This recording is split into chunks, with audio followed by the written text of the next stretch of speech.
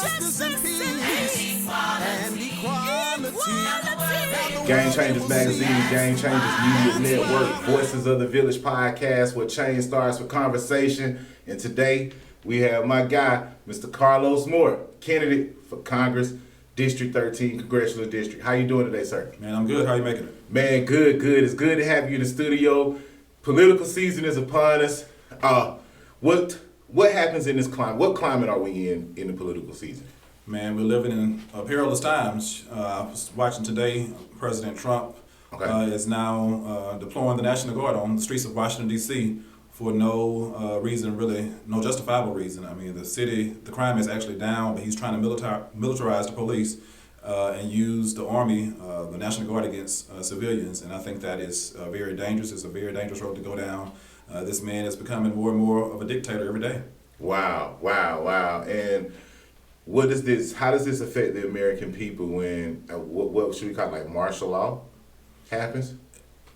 It's not a good thing. I mean, you saw what he did in California. The governor didn't call for him to bring the National Guard there. A few weeks ago, he sent the National Guard to California uninvited, and so he's just trying to. The Constitution and the laws say that you're not supposed to use the military against our own citizens. Right. And so he's violating the law constantly, and so that's one reason I want to stand up to the man and get to Congress, because somebody has to stop him and make him follow the law. Okay. So you're running for Congress, Congressional District 13. Is that correct? Yes. All right. What does that picture look like, and what platform are you running on? I'm running as a Democrat for Congressional District 13. That's 6 counties in the Metro Atlanta area: Clayton County, Henry County, DeKalb, Newton, Rockdale, and Gwinnett counties. And so I'm running to make a difference. I'm running because I'm a trained fighter, battle tested. I was a lawyer for 22 years. I was a judge for 6.5 years. And so I know the Constitution backwards and forwards. I know the law. I've interpreted the law as a judge. And so we need a battle tested and proven fighter serving as the representative for the people these days. Trump is an ever-present threat to our democracy. And so I'm running to make a difference. And what we have now is not cutting it. The people are asking for a change. They're asking for more. And they deserve more, and so that's why I'm running. I'm Carlos Moore, and I'm going to give the people more. It seems like in this climate, 2020, 2024, leading up to 2024, the African American community, they were feisted on moving people, African Americans, up the ladder to represent them. Do you think African American people, as well as minority people, have received the representation that they were supposed to? Are they still fighting? Are they compromising? What's going on? Because if Trump is doing this, who's giving Trump that pushback to say, hey, we will not stand for this? You have Hakeem Jeffries, who is the House Minority Leader, Democrat black guy out of New York, that's doing all he can. Should the Democrats take control of the House in 26, Hakeem will become the first black Speaker of the House. Okay. So that would be a monumental change for African Americans. So Hakeem is my frat brother. I know him well. So I'm running to be a strong lieutenant of his, because when he gets in there as a speaker, he's going to need some strong force lieutenants to help defeat Trump. And so I want to be there as one of his right-hand men to make sure we give Trump a run for his money. Man, we definitely need that. Going in right now with what we have in the climate of economic development, representation in this particular district, what are you looking to change in this district to make things better? We've had the representation of Congressman David Scott, who's been boots on the ground. We obviously have other people who are running. What separates you from the rest of the pack? Because I believe it's like 4 or 5 other people running for this seat. What separates you from the rest of the pack? What separates me is my training, my preparation for a time such as this. Okay. This is not normal. This is not normal times we're living in. Congressman Scott served well during the normal times, but this is not normal. Bush is not in office. Obama's not in office. Biden's not in office. We have Trump, and the second version of Trump with unlimited powers. The Supreme Court has given Trump immunity. He can do anything he wants while he's president now, with no criminal prosecution.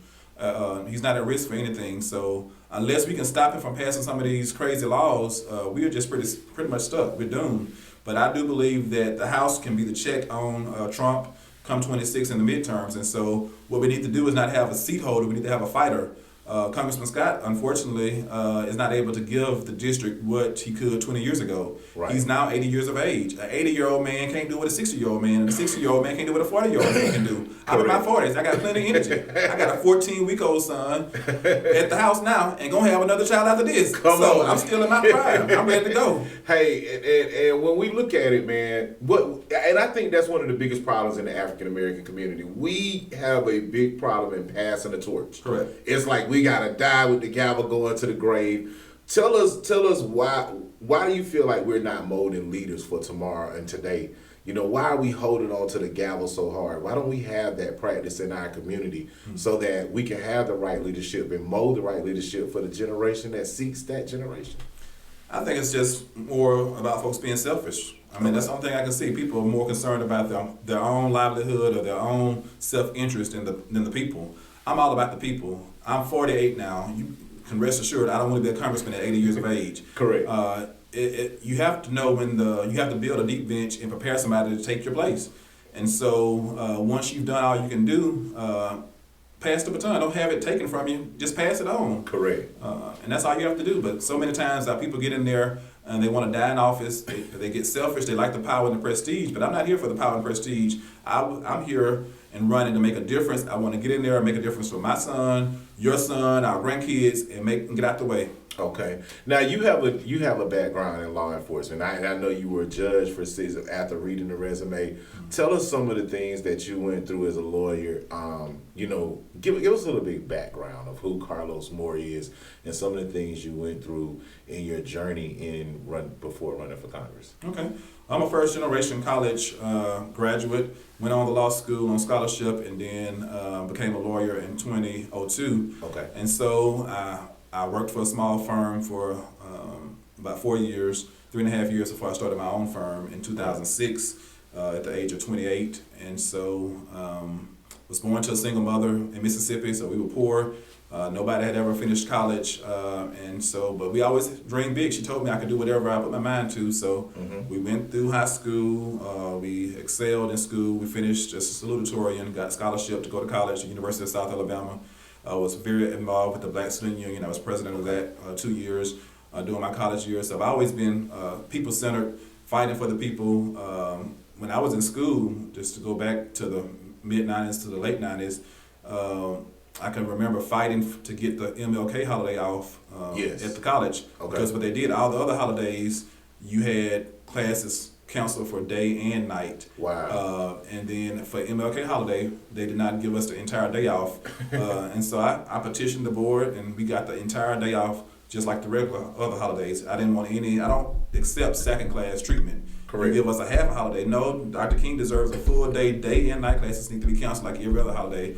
And we petitioned, we got that done through the Black Student Union and the Board of Trustees. Okay. So I've always been known to be a fighter. I was on the board in the National Black Law Students Association when I got to law school. Okay. I was a national treasurer for that. So we fought for different issues to get more law students in college, law schools or whatever across the nation.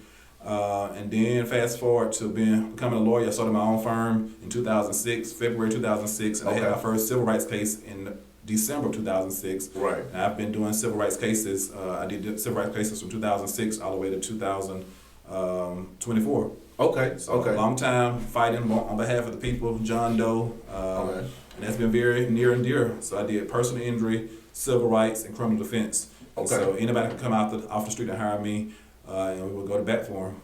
Right. Okay. And in some of the criminal defense now, research some of the background, you had worked closely, I believe it was the Johnny Cochran firm as well. Yeah. All right. What was that experience like? Because not too many people get to work for Johnny Cochran firm. It was a great experience. They had saw what I had been doing on my own with our own firm, the Carlos Moore Law Group, and they approached me in 2018 about partnering with them, and so my firm merged with their firm, with the Cochran firm in 2019. Okay. And we stayed with it for 4 years from 2019 to 2013. I was the managing partner of the Cochran firm Mississippi Delta office. Okay. And so that was great. We had partners from New York to California with the Cochran firm. We learned from some of the best and worked with some of the best. And it was a positive thing. So Johnny has always been my person I looked up to. I watched incessantly the OJ trial back when I was in high school. Yes. And I can recall being a freshman in college when that verdict came out in October of '95. Yes, and yes. Johnny pulled off a win, and it was unheard of for a black man to be facing a murder charge of not one but two people and beat the system. The system has been stacked against black people forever. A black man was able to get a black man off a murder charge, and so I was very proud that he was able to defeat the system, because the system has been against us for so long. And so if the glove did not fit, he told them they had to quit. That's what they did. He had to quit. And so to be asked to join this firm, even after he had passed, it was an opportunity I could not turn down. And so I did, and I joined the firm for 4 years as a partner. Okay. And through that time, you had a chance, I believe, to deal with, was it the Kyle Rittenhouse case? I believe it was? Yes, during the Kyle Rittenhouse, I actually became president of the National Bar Association during my term as a partner with the Cochran firm. Okay. So they really supported me when I ran for that position, which put me over the 6,000 or 7,000 black lawyers and judges across the country. Wow. And so I served a year as president from 21 to 22.